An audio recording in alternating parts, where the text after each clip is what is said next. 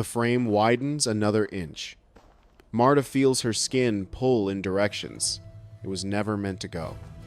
Not tearing, not yet, just stretching beyond its natural limits, creating a sensation that's worse than cutting because it doesn't bleed. It just burns. Burns without fire. Burns without end. She tries to breathe, but her stretched abdomen won't expand properly. Each inhale creates new tension across the hooks embedded in her flesh. Her own breath becomes the enemy. She's been here for maybe 20 minutes. Though time has lost, meaning when every second is measured in microscopic skin failures that send pain signals screaming through nerves designed to detect danger. Not this slow, mechanical destruction. This is the skin stretcher. A medieval torture device you've probably never heard of because it left no dramatic scars, broke no bones, spilled minimal blood. It was designed for something more insidious than execution humiliation while alive. Public demonstration that your body, especially if you're a woman who dared to make that body beautiful, doesn't belong to you. It belongs to the community, to the church, to men who've decided that your carefully braided hair, your dyed ribbons, your audacity in believing you have the right to take pride in your appearance, these are crimes requiring correction. And the correction will use your own flesh as the instrument of punishment.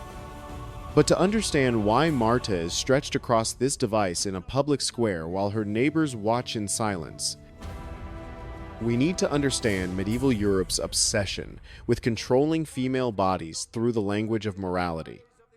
Because the skin stretcher wasn't born from random cruelty. It emerged from a specific worldview where beauty, particularly female beauty, was dangerous, not rare. Dangerous.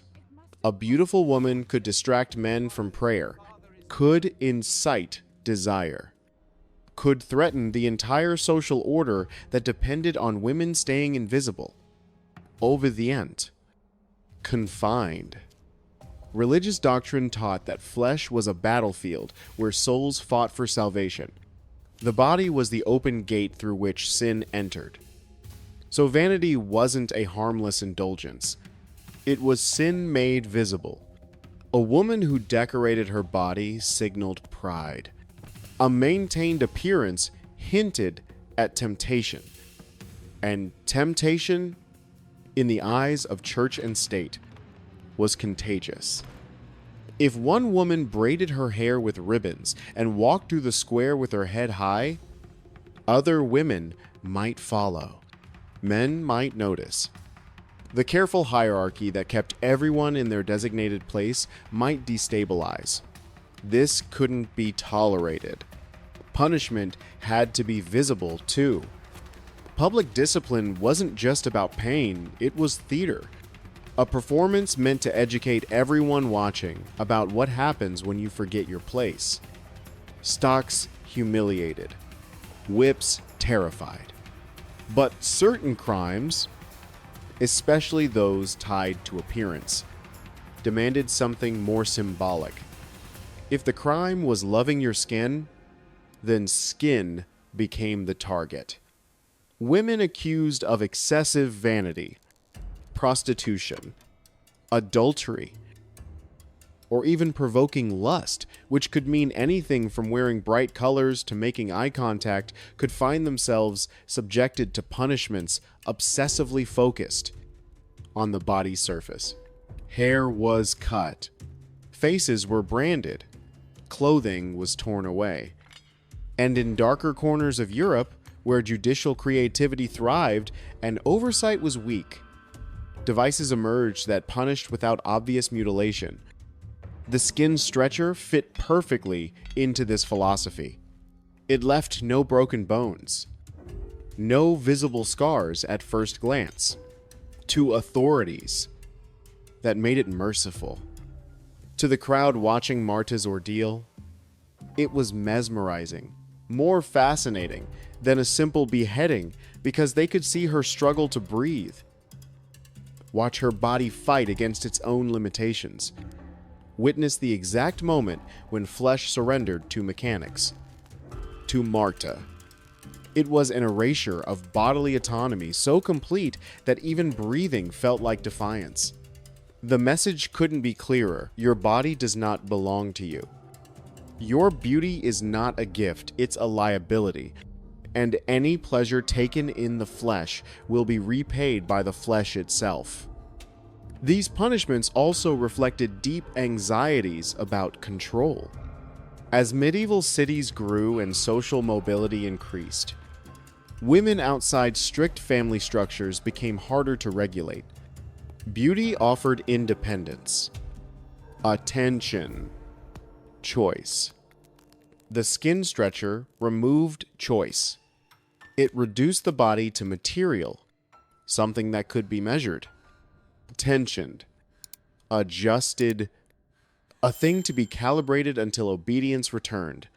The device itself was deceptively simple. That was its genius. Not a blade, not a rack designed to shatter bone, just a frame, rectangular, wooden or iron, depending on the court's wealth.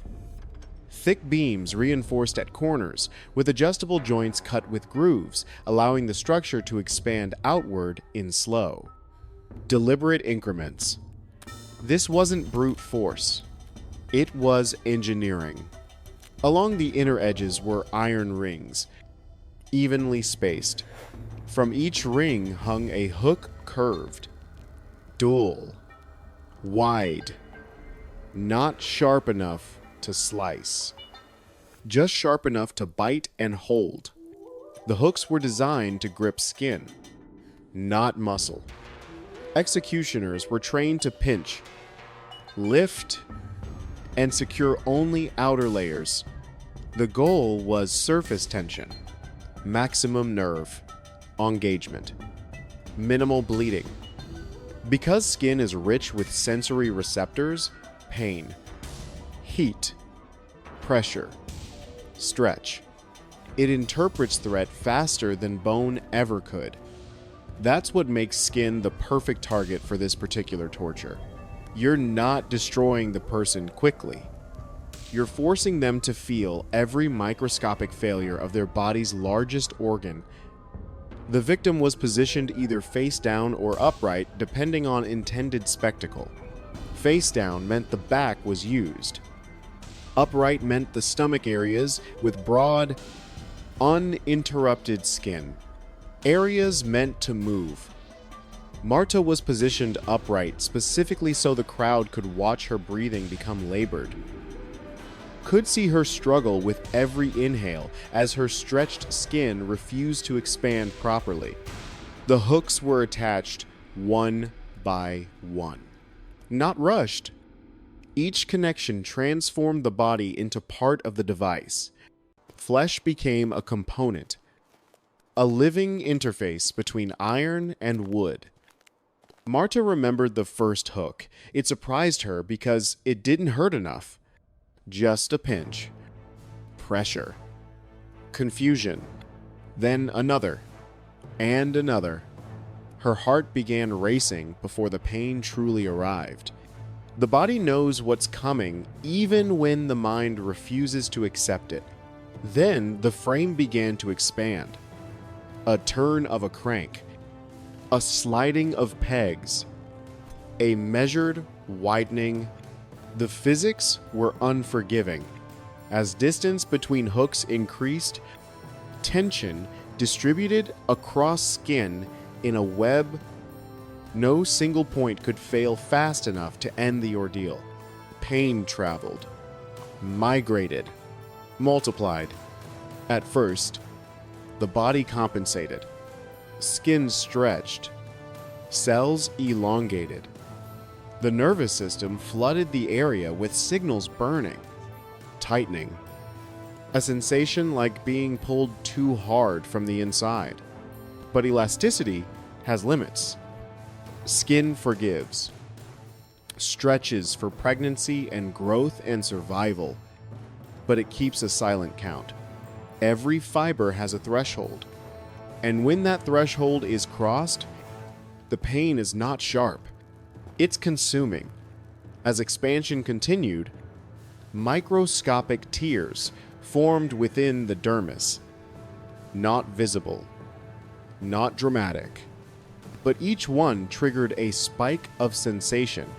Thousands of silent ruptures screaming at once. Marta gasped when the frame expanded the first time. Her stomach tightened instinctively.